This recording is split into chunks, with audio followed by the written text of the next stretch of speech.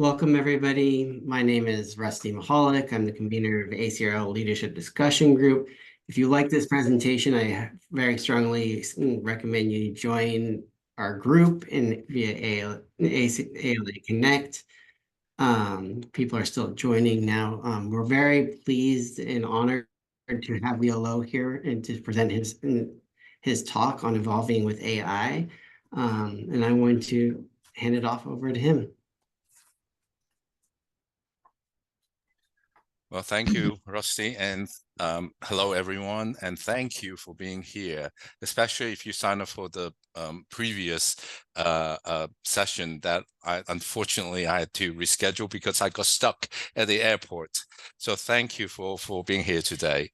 So you've probably seen a lot of talks on AI, and I've given quite a few of those, but I don't think there are that many that talks about AI and the workforce and the maturing workforce, which is a real thing. So this is what we're going to talk about. Let me advance the slide. All right.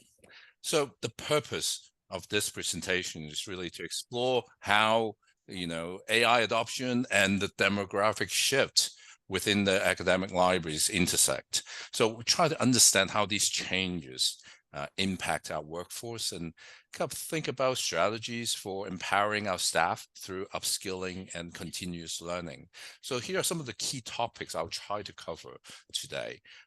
So we look at a little bit about current trends in AI adoption in general in libraries. I'm going to talk about the demographic shift overall and how it affects our library workforce, and then the challenges and opportunities that arise from these intersecting trends, and then obviously the importance of upskilling and continuous learning in this new world, and it's also some strategies to create a good, supportive, collaborative learning environment. And finally, I'll use a case study to hopefully demonstrate some of the key points that I share with you. So, demographic change and its implications. You may have heard of demographic shifts in the news. In higher ed, we often talk about the enrollment cliff. This refers to the anticipated decline in the number of college-age students over the next several decades. In general, the makeup of our population is changing, the numbers are changing, and of course, the changes affect the way societies work, and which will impact every one of us in the coming years. But here's the challenge. These changes are measured in decades. So there tends to be a lack of urgency, even though we know things are coming. People often dismiss the need for immediate action, believing that the future is so far away and it's too unpredictable. However, demographic shifts, these changes are about as close to a sure thing as we can get in terms of predictions. We pretty much know what's going to happen in our populations in the next several decades, because things like birth rates take a long time to have an effect. So whatever happens now, it laid the seeds to about 20, 30 years ago. So these changes are happening now and will have a huge implication for our institutions. And for academic librarians, the enrollment cliff means there will be fewer college-age students in the coming decades. This decline will lead to probably decreased enrollments, affecting budgets. As budgets tighten, some colleges may close. You've probably seen some of those happening already, and their libraries will close with them. So proactive strategies are essential to ensure that the sustainability and continued relevance of our libraries. So let's take a look at the global demographic changes. If you look at each of those graphs, starting with the 1950 population pyramid. So at that point, total population was 2.5 billion. It's a classic pyramid shape with a wide base. So that indicates a high birth rate and a relatively young population. There are more younger people at the bottom there. And there are and also fewer older people, those at the top. So implications is high dependency ratio with many children requiring education and care, but fewer elderly requiring healthcare. If you move to the middle one, the 2010 population pyramid, now the population is 6.9 billion, and the base has started to narrow, and the middle section has widened. So that indicates lower birth rates and increasing life expectancy. People are living longer. But the population is aging with more people in the working age group in the middle part and an increasing number of elderly. So if you look at 2050, that's projected, population probably will go to about 9 billion people. The shape has changed again. It's more rectangular. So that indicates a significant increase in the elderly population and a further reduction in birth rates. A much higher proportion of elderly people, indicating a shift towards an aging population with fewer young people to support them. So what are the impact of these kind of changes? If you look at one, the aging population, so an increase in number of elderly people will result in a higher dependency ratio, meaning fewer working age people will be available to support the retired population. Workforce shortages. Industries may face labor shortages as the number of retirees increases and the number of new entrants to workforce declines. And then there's an increase in healthcare demand. An aging population would drive up demand for healthcare services and related occupations. With declining birth rates, that means that we have a smaller young workforce, potentially leading to a smaller talent pool. And that means there will be a need for automation and perhaps AI to compensate for the reduced workforce. There may be a greater reliance on automation, AI, and other technology to maintain productivity. And also with the changes in the workforce composition. An aging population means a higher proportion of experienced workers. So organizations may need to focus on retaining older employees and leveraging their experience. And continuous learning and adaptation will be crucial. Older workers may need reskilling and upskilling to stay current with technology advancements. And there may be a need for more flexible work arrangements like part-time roles or remote work to accommodate the needs of older workers. And there are economics implications as well. So government will face increased pressure to fund pensions and social security programs for the growing elderly population. And an older population may lead to changes in consumer behavior with an increased demand for healthcare, retirement planning, other activities suitable for older adults, and maybe even lifelong learning affecting higher education institutions. By the way, in Japan, which has probably the oldest population amongst developed countries, sold more adult diapers than baby diapers now. And Europe's populations are heading that way. So now let's take a look at the US population. The US population is aging as well. If you look at the population pyramid, they are similar to the global ones. The median age is projected to rise from 38.5 years in 2021 to 43 years by 2060. This shift means a larger population of the proportion of the population will be in the older age brackets, leading to increased retirements and the potential shortage of experienced workers. And like we talked about earlier, as more people retire, the labor force participation rate is expecting to decline and will create challenges in maintaining the staffing level and finding skilled replacements. In the US, the workforce is becoming more diverse with greater representation of racial and ethnic minorities. And this will bring in new perspectives and ideas, but also requires organizations to adapt their strategies to be more inclusive and supportive of a multicultural workforce. Not only multicultural, multi-generational too. So these necessitates changes in recruitment, training, retention strategies. So There are some, suggestions to this. Organizations need to broaden their recruitment efforts to attract a diverse range of candidates, including younger workers and underrepresented groups. And also training and development programs must be designed to address the different needs and learning preferences of a diverse workforce so that they can all, contribute and grow. And retaining a diverse workforce involves creating an inclusive environment where all employees feel valued, appreciated, supported. So we talked about flexible work arrangements, mentorship programs, and opportunities for professional development. Now let's narrow it down further. Let's look at our sector, libraries. We are also experiencing an increase in average age with a growing population of older workers. This is the latest statistical graph that I could find on in our sector in libraries.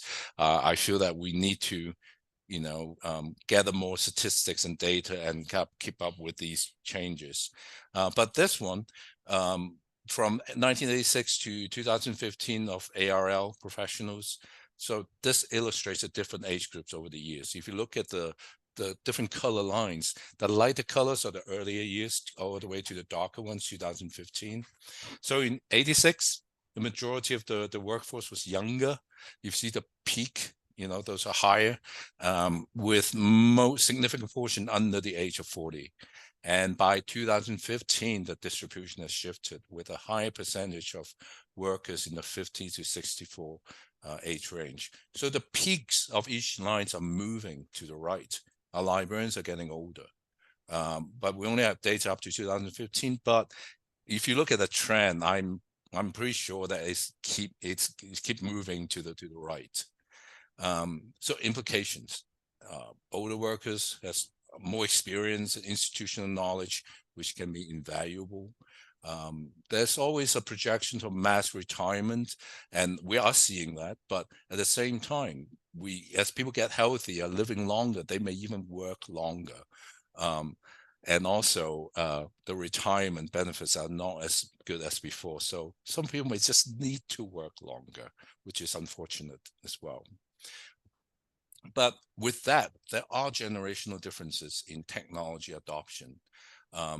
In general, younger staff may be more inclined to embrace new tools, while older staff may show some resistance or require more training and support. As shown in the graph, younger librarians have decreased over time, potentially impacting the overall pace of technology adoption within libraries. And we talk a little bit about retirement projection already. Yes, there will be, more people retiring in the coming years, but at the same time, I'm sensing that more people will just work a little bit longer. So we need to keep an eye on it. Now that we have an overview of the demographic changes and a little bit about their implications, let's talk about AI, and specifically generative AI. As this is the technology that's really dominating the news. And let me ask you a question first.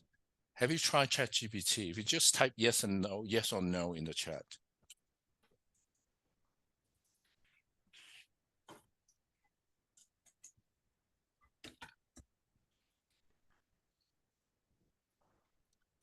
I'm seeing mostly yeses, maybe a handful of no's. I think that's very consistent with most of the groups I speak to. If you haven't tried it, I encourage you to try it. It's free. It's actually quite fun, and you can use it for anything. So give it a try. But let me just go over some of the generative AI basics, just so that we're all on the same page. So generative AI is a type of artificial intelligence that can create new content, like text, images, audio, or even synthetic data. So it works by understanding patterns and structures in data, and so it consumes a large amount of data, and it can recognize a lot of patterns, and using that to generate new data that resembles the original. And the process begins with a prompt. which could be a piece of text, an image, a video, a design, or even musical notes. So the AI then uses this prompt to generate new related content. For example, if you give let's say ChatGPT a sentence, it could generate a whole paragraph or even a full article based on that sentence. It just predicts the next word based on all the patterns it has observed. Similarly, if you give it an image, you can generate a new image that's similar but not identical to the original. You may have seen some of those. You give the AI the picture of Mona Lisa, ask it to zoom out, it can generate those pixels based on the patterns. It guesses what would be, the rest of the picture if there were the rest of the picture. So the technology behind generative AI is called machine learning. It's a field of AI where algorithms improve the performance as they're exposed to more data it learns. In the case of these generative AI, these algorithms are arranged in a way that allows them to generate new data based on patterns and what they have learned from the training data. And it has a lot of, applications. It can be used to create new content for entertainment. You've seen AI created music. You have probably seen some of those videos that are so real, so lifelike that, Hollywood is feeling quite a bit threatened and scared. Images, of course, most of the images in this presentation are created by AI, actually.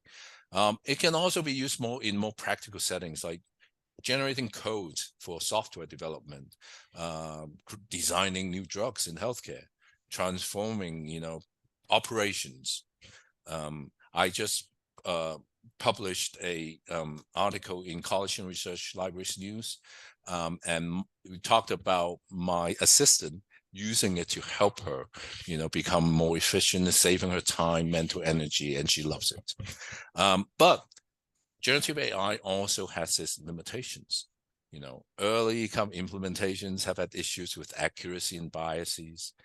The content it generates can sometimes be unpredictable. We call it hallucination. It can make up stuff because that's its job, to generate things, even if it doesn't know what it is. And that's a key thing to remember. It doesn't really know anything. It predicts. So it's important to note that, it creates contents based on the data it's been trained on. So it's only as good as the data it has access to. But having said that, it is very, very powerful. The key is to learn its strengths and limitations so that we can use it in a intelligent way and in a responsible way. So ChatGPT came out in November 2022. It was available to the public for the first time. And there's some key developments since then. Many organizations began integrating these tools into their operations, particularly in marketing, sales, customer service. There's quite a bit of economic impact. McKinsey estimates that generative AI could add up to $4.4 trillion annually to the global economy. It's definitely, you can see the stock market, feeling it, especially with high-tech stocks, companies like NVIDIA is going through the roof. Some say we're in a bubble, probably, but there is a lot of excitement right now. Several advancements have been made in the capability of generative AI models, like all these, the text one, for example, it's become multimodals. Like ChatGPT, you can put in a picture, you can put in an Excel spreadsheet, you can put in, you can speak to it. If you have seen the latest GPT-4 Omni, you probably have seen it on the news where it can, you can have a conversation with it and the voice sounds like Scarlett Johansson in the movie Her, and she's suing them. So it's a lot of things are happening. But despite all these rapid adoption of AI, many organizations, including libraries, including universities, are still grappling with the associated risk. Issues like inaccuracy, cybersecurity, intellectual property infringements are all major concerns. I think only a very small percentage of companies have established comprehensive policies to govern the use of generative AI and really try to mitigate these risks effectively. I think most of us are still learning and trying to figure it out how to do it. Talent and workforce shifts. The rise of AI has influenced hiring trends and workforce needs. I think there's a study from by LinkedIn saying that I don't remember the number, that huge percentage of people have added AI as their skills in their LinkedIn profile. But there is a noticeable increase in demand for roles like data engineers, machine learning engineers, prompt engineers even. So this shift reflects the growing importance of learning about AI. And information discovery, that's kind of our bread and butter, right, for libraries. AI-enabled search, you probably have seen Google trying it out with AI-generated summaries at the top of the searches. They are not working that well at the moment, but it will only improve. A lot of our publishers, databases are experimenting with AI-enabled searches to do lit review.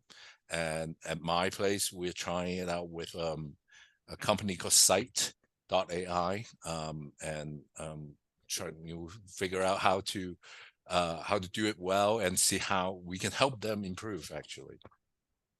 So with all these in mind, I think it's clear that AI is going to play a big role in our professional lives moving forward, and therefore it's an essential technology that librarians must learn. And in order to learn it, we must know where we are now. So in May 2023, I conducted a comprehensive study of AI literacy among academic library employees. So the purpose of it is really to evaluate the AI literacy level of library employees to inform training programs and policies. So I did an online survey of 760 respondents, questions on AI knowledge, skills, perceptions, training needs. And these are the three research questions. What is the current level of AI literacy? What gaps exist in the AI literacy, and how can these gaps be addressed through professional development and training programs? What are their perceptions of generative AI, and what implications do they foresee for the library professions? So a little bit about the demographic data. Almost 2/3 of them are from institutions with 10,000 plus students, so mostly from larger universities. If we look at the age range, the highest percentage of respondents were in the 35 to 44 range, with 45 to 54 in close second. The older age range, the 55 to 64, is actually the lowest. So if we remember from the chart from before, the ARL one, I'll put it there, the people in that one, 2015, has the highest percentage, the 55 to 64 range, I believe. Or that 55 to 64, 60 to 64 range should be the highest. So how come my respondents do not reflect that? But we can never know, but we can speculate. One possibility is perhaps only people with at least a passing interest in AI have self-selected to participate in the survey, and perhaps a fewer of the people in the older age range were as interested at that point, at least. So before we get into the findings, I'm going to ask you the second question. Do you use the paid or premium versions of any AI tools like GPT-4, Omni, Claude 3, Opus? So I'm saying mostly no. I see some maybe one or two yeses. Okay, Copilot, yes. Yeah. Too cheap to pay for it. No, yeah, so mostly no. So this is very consistent with all the other ones all the other presentations I've been in, and all the audiences, and it's consistent with the survey finding as well. Let's go into the findings. So people rated, below, moderate, self-rated understanding of AI concepts. The midpoint of all the scales are 3, and the average scores for different AI knowledge, confidence are all between 2 and 3. If there is a kind of an overall general AI literacy score, it's about 2.71, midpoint being 3, so a little bit below midpoint. And there are gaps that exist in discussing ethical implications of AI, talking about collaborating on AI projects, and definitely troubleshooting AI tools. There's a notable demand for training on AI concepts, AI tools and applications, and addressing privacy ethical concerns. At that point, it was May 2023. AI tools have yet to see significant adoption, but there was optimism about the potential benefits alongside concerns about readiness, misuse, impact on the profession. There was a strong emphasis on the urgency of addressing ethical and privacy issues, with 74% of them agreeing that this is extremely urgent. And it highlights that there's a need for guidelines.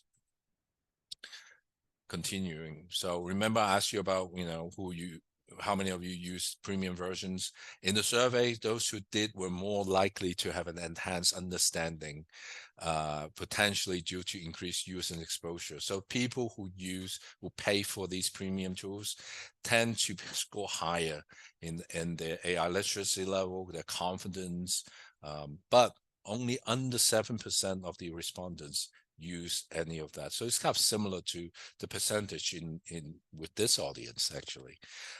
There is a significant association between people in higher organizational positions, people in the admin, the leadership positions, and participation in generative AI training. It seems that people in the director levels or even department heads level tend to have either more access or just have the opportunities to participate in some of these AI trainings. Participation was highest among senior management and professionals. So some key insights. While AI understanding is modest, comprehensive and layered training is needed to address the gaps and to empower confidence. So we should have more initiatives to build both theoretical knowledge and practical skills. And training needs to take a tailored, context-sensitive approach, catering to different institutional roles and strategic priorities rather than a one-size-fits-all model. Hands-on experience with AI tools plays an important role in developing literacy adoption alongside formal training. Collaborative communities of practice can help skill building. And AI literacy encompasses technical considerations beyond just technical proficiency. So training must also emphasize ethical, legal, privacy issues to uphold integrity. So these are all comments from the survey. And support systems to address implementation readiness concerns are vital to realize AI benefits. So definitely people worry about, funding, expertise, staffing, and change management challenges. So now that we know a little bit more about AI literacy level and the need for upskilling, how do we do that? So let's look at some of the barriers. Understanding barriers is crucial for developing good strategies to support, especially the demographic of older librarians. In general, many older workers experience anxiety when faced with new technologies, and this can stem from a fear of failure or lack of confidence in their ability to learn and use new tools. And this fear can be a significant deterrent, preventing them from even attempting to engage with new technologies. And resistance to change is another common barrier. Older workers might be comfortable with existing processes and hesitant to change their routines. And this resistance can be driven by a belief that new technologies are unnecessary or that their current methods are superior. Another critical barrier is the lack of adequate training opportunities tailored to the need of older workers. Many training programs do not consider the different learning preferences and paces required by different demographics. So without proper trainings, people may find it challenging to keep up with technological advances, leading to frustration and disengagement. So addressing these barriers involves creating a supportive environment that encourages, people in the more experienced workers to embrace new technologies. Here are some suggested strategies to consider. We can develop training programs that cater different learning preferences, paces, so that people feel more comfortable and confident in adapting new technologies. We can create opportunities for peer-to-peer learning, and mentorship can help alleviate technological anxiety and resistance to change, and also encourage a culture that values continuous learning and adaptation that can help workers see the benefits of engaging with new technologies. So andragogy is a term popularized by Malcolm Knowles versus pedagogy. It refers to the method and practice of teaching adult learners. So it emphasizes the unique needs and characteristics of adult learners, which differs, significantly from those of, let's say, children or just regular students. So key principles include self-directed learning, leveraging life experiences, and readiness to learn. So let's go over each of those and why they are useful for upskilling a mature workforce. So self-directed learning. Regular students and children are more dependent on the teachers for guidance and direction. They require more structured learning environments. But adult learners are more self-directed and autonomous in their learning process. So they prefer to take responsibility for their learning and make decisions about what and how they learn. So we can encourage self-directed learning by providing access to a variety of learning materials, and allowing employees to choose the topics and formats that really best suits their learning preferences. Another one is leveraging learners' experiences. Now, students have limited life experiences. They often rely on the experiences provided by the teachers and the curriculum to build their understanding of new concepts. But adult learners will bring a wealth of life experiences to the learning process. We can relate new knowledge to our past experiences, making learning more meaningful and relevant. So we can incorporate activities that allow learners to share and reflect on their experiences, such as discussions, case studies, and problem-solving exercise. Readiness to learn.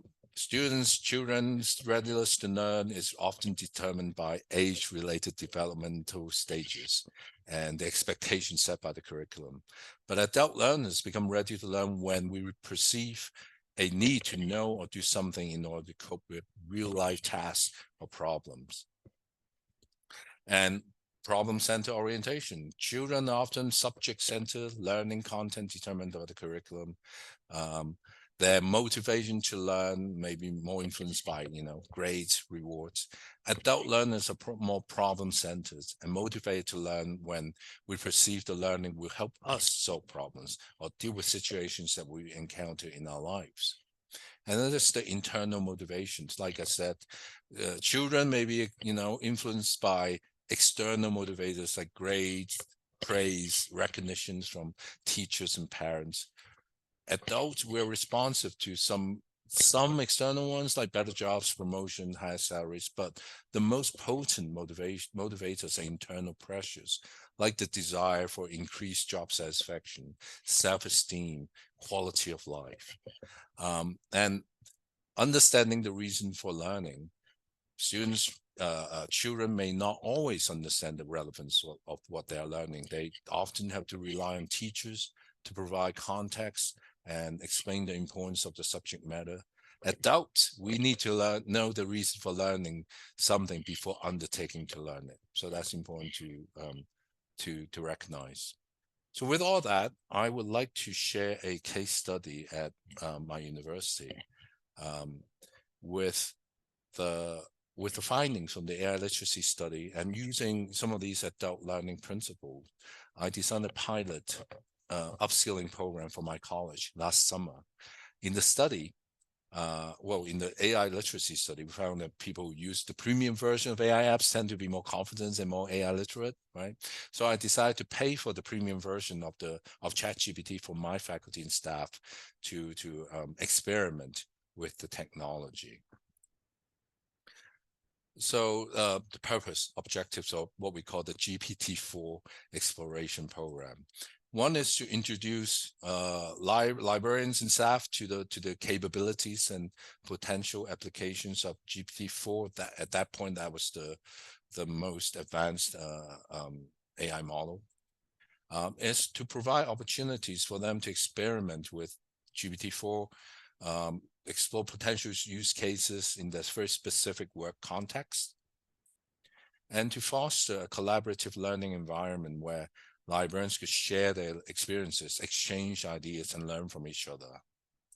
And also to identify best practices and develop strategies for effectively integrating AI into library services, operations, their work. And finally, to empower faculty and staff with the knowledge and skills needed to become AI leaders within our institution and the broader community. So here's the kind of the program structure. We have 3 phases.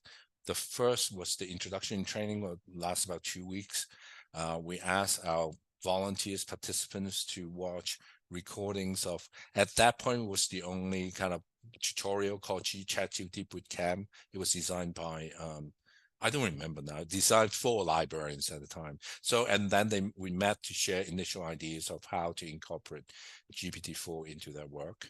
So this provided the participants with some foundational knowledge of AI basics and some GPT-4 functionalities. And then the second phase lasts about 8 weeks, which is the exploration experimentation. They were asked to work on, first of all, come up with individual projects or collaborative projects. They all came up with individual projects to utilize GPT-4. And we have bi-weekly group meetings, and we share progress, discuss challenges, and really just seek support from peers. And they each documented their experiences, including successes, failures, insights gained from using the AI model. And then the final 2 weeks really is evaluation and sharing. Each of them presented their projects and findings to the group and the college, focusing on the impact of GPT-4 on their work and potential applications within the university, the college. And we collected feedback. We had a pre and post program survey to evaluate the program's effectiveness and hopefully identify areas for improvement. And then a college-wide presentation was organized for the participants to share their learnings. So the selection process was we wanted to ensure a diverse and inclusive group. So we chose individuals from different departments and backgrounds. Attitudes spanned from skepticism to enthusiasm about AI. 1 or 2 people were actually quite skeptical about it. And this diversity was crucial because I think it fostered a broader exchange of ideas, enhancing the learning process for everyone. And we asked them to express interest in using AI, so that we want to make sure that they are motivated and likely to benefit directly from the program. And here are some, I listed a few of the cases, the individual projects. We have a staff from our university press wanted to experiment with using ChatGPT-4 to generate alt text for images, editing bibliographies, and using it for copy editing as well. We have a librarian trying to develop a machine readable data management plan. He's one of those with a much higher level of AI skills than the rest. So he's trying something quite advanced. And also we have another librarian try to investigate, hallucinations to see, basically to get an understanding of why, how, uh, hallucinations appear and how we can kind of understand it a little bit better in order for us to use it in both instructions and reference. So I mentioned we did a pre and post program survey. The pre-program assessment showed an average AI literacy rating of 2.36 out of 5. That's lower than the national average of 2.71-ish. And the post-program assessment demonstrated quite a bit of improvement. It becomes 3.65 out of 5. And participants really express increased confidence in using AI tools. Here's some key insights. They emphasize the value of the program's hands-on learning approach, noting that the opportunity to apply AI tools to real-world library scenarios was instrumental in fostering a deeper understanding and appreciation. And one person said, the program transformed my view of AI from a vague concept to a tangible tool that I now use daily in my work. And they also highlighted the significance of the community of practice established during the program. It provided a supportive and space for learning and facilitated a culture of shared knowledge and innovation. One person said, learning from my peers was as valuable as the formal training sessions. It was enlightening to see the diverse applications of AI across different departments. And also impact on work practices and efficiencies. They reported a notable shift in their approach to work with a heightened emphasis on leveraging technology to enhance productivities and even service quality. So this has led to some streamlining of workflows across some library functions. And they also, I think they noted that there is catalyzed a cultural shift within the library, hopefully encouraging more people to be more open to experiment with new technologies and taking a more proactive approach to using that into their work. So as we move forward, it's important to take actionable steps to address both demographic and technological changes impacting our libraries. So here are some key next steps we're taking. So we are expanding the GPT-4 exploration program to other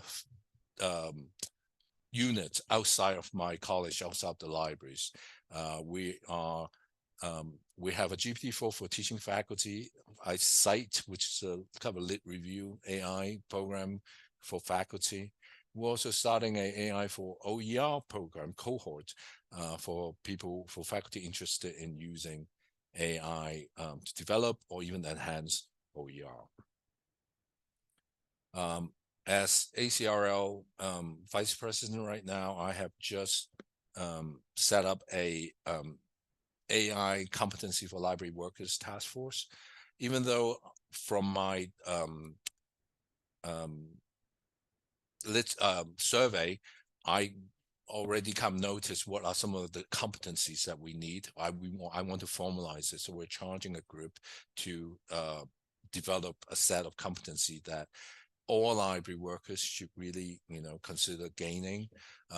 Obviously, there will be higher level ones that, people in different areas should consider, but I think it's important to have a base level that we should all try to achieve. So in summary, let's just recap some of the key points. So demographic changes are leading to an aging workforce with some implications. While there are challenges like skill gaps and resistance to change, there are also opportunities to leverage the experience and expertise of older workers. Developing AI literacy is crucial for us to adapt to this new changing landscape. And AI literacy enables us to critically evaluate AI technologies and also address ethical considerations. And also that means we can guide our library users in the responsible use of AI. We must pay special attention to the changing demographic of our workforce in terms of upskilling. People in different stages of life have different motivation, different ways, different preferences in terms of learning. Programs using adult learning principles like the one I just talked about, I think has demonstrated some, this effectiveness of hands-on experiential learning in fostering AI literacy. So I hope more people would do something similar. And I think the program success highlights the value of providing opportunities for libraries or librarians to experiment with and applying AI in their work. So finally, just some call to action to library leaders. As I urge you to think about these things, prioritize workforce development, invest in training, development programs to ensure your staff are equipped to meet future challenges. Encourage continuous learning, professional growth among all staff members. Try to create opportunities for mentorship and knowledge sharing across different age groups. It's not just, the more experienced workers mentoring younger ones. That could be reverse mentoring as well. People with, more skilled in technologies can mentor those who are not as skilled. We should look at technological advancements as opportunities for growth and innovation. So thank you very much. I think I've gone over a few minutes, but I'll be happy to answer any questions that you have or anything you would like to talk about. I put some of the articles about the GPT-4 exploration programs there, and also my AI literacy study. I'm going to copy and paste it in the chat so you can just click them. Also, I'll put my LinkedIn link there. I post share a lot of my AI stuff there. So if you are on LinkedIn, connect with me, follow me. You can, feel free to do that. So we have a couple minutes to ask questions. You can unmute yourself and ask the question, or you can plop it in the chat and ask the question if you want. So it's up to you. Do you have any questions for Leo?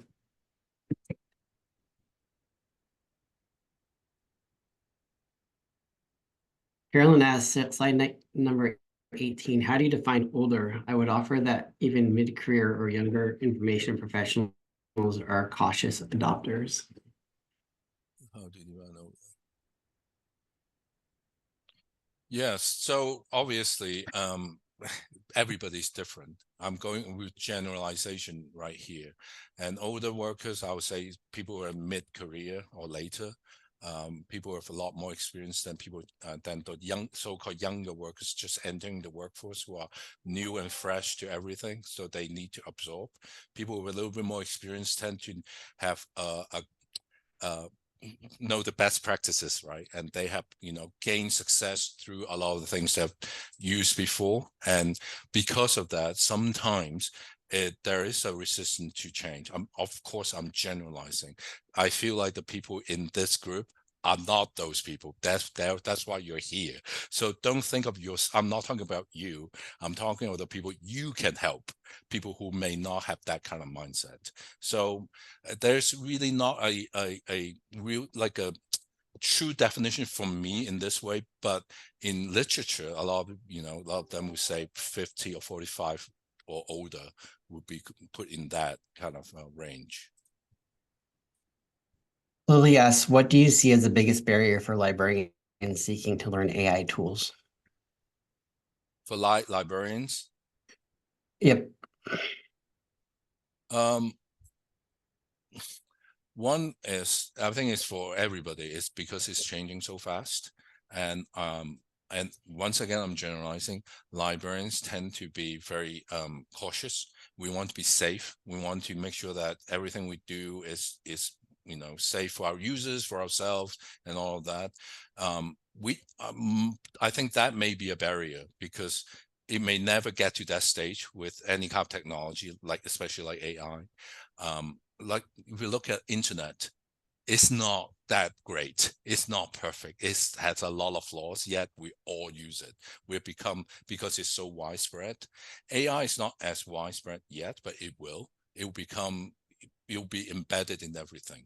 So the best way to learn how to use it well and use it intelligently and responsibly is to use it, but use it in low stakes situations first, so we can learn and figure it out as it move forward.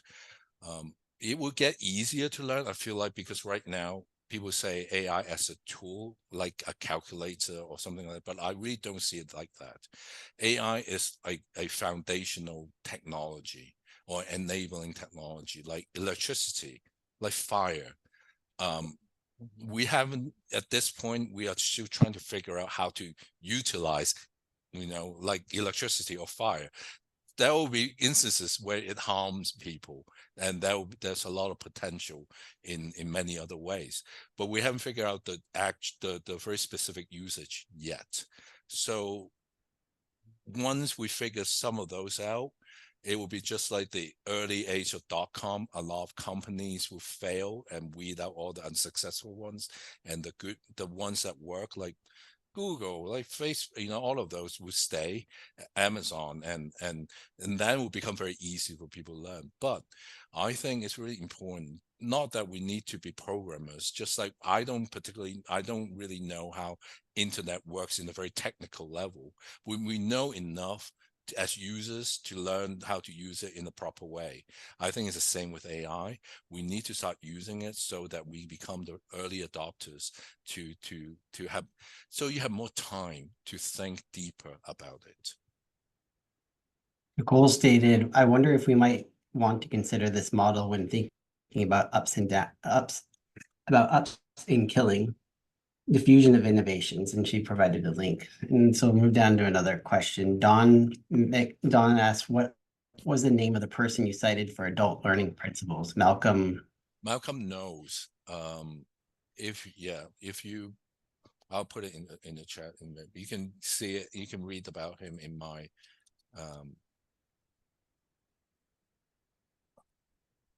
so yeah, what Nicole talked about is something I agree with, because right now, if people have seen the diffusion of innovation, it's like a bell curve. There's early adopters and the laggers and people in the middle. Once the technology reaches about roughly 18% adoption, it will create that self-sustaining momentum. It will keep going forward. But I don't even think we're at that 18% yet, especially in libraries and in higher ed. A lot of faculties are still not using it. So what I try to do is I focus on the early adopters and the people who are interested to help them learn it, so that we can get to that 18% or so critical mass, we can keep moving forward. Because a lot of people ask me, how do you convince people who don't want to use it? I don't, because it's a little bit of waste of time at this point. Eventually they will have to use it. Why not focus on the people who are actually interested in using it? Jay asks, what surprised you most from your UNM GPT-4 study? Well, it's a pleasant surprise that everybody gains, quite a bit from it, and also meeting every other week was really great. Not everybody had the same enthusiasm, to be honest, and some people did a lot more work than others, and some people were just wanted to be being there, and not just different level of participation. Let's put it this way. And I think it's fine, because all I want them to do is to try it. And because of that, for my college, I have purchased GPT team for basically half the college. I think almost 60 people have signed up already to use GPT-4 for their work. And they asked me, what can I use it for? I basically say, use it for anything, personal, work, I don't care. Just use it so that you can just learn from it. So I'm not, forcing them to use it for specific things. We have one more question from Devin. Thanks for taking the lead on this work, Leo. Besides supporting upskilling and development in this area, do you see any opportunities for academic librarians as a profession to evaluate and publicly share information on vendors attempting to integrate this technology? Yeah, all the vendors they are all trying to figure it out as well. I don't think they know how to do it yet. So that means this is a good chance for us to, I would say, work with them so that we can shape how they develop their technology and how they utilize it in the products that we will be using. So I would definitely advocate for librarians to take an active role in trying those things out, actually, you know, uh, uh, having communication with them. I work with them. I work with several of them. I'm on some of the advisory board, but I would love to hear people who actually use it on, on for their work. So if you have ideas, feedback, come to me. Let me know. I can kind of, have as a conduit in some ways too. But for that, in my ACRL year, I'm trying to figure out how to utilize that association, the people, the members, to see how we can do it as a group. Great, thank you, Leo. Thank you for everyone for being here and taking your time out of your day to listen to this wonderful talk.